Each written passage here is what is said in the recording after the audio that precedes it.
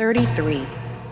Because my heart is my main character, I'm going to take care of my heart, to let go of the obsession and greed which are the source of anguish.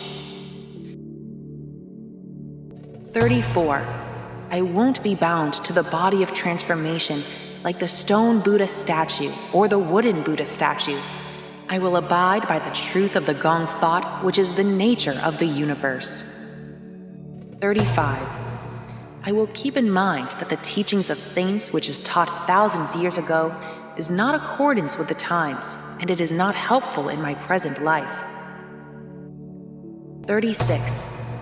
I will enlighten that the birth of life is realized by the interdependent arising, and I will value life and will practice ahimsa.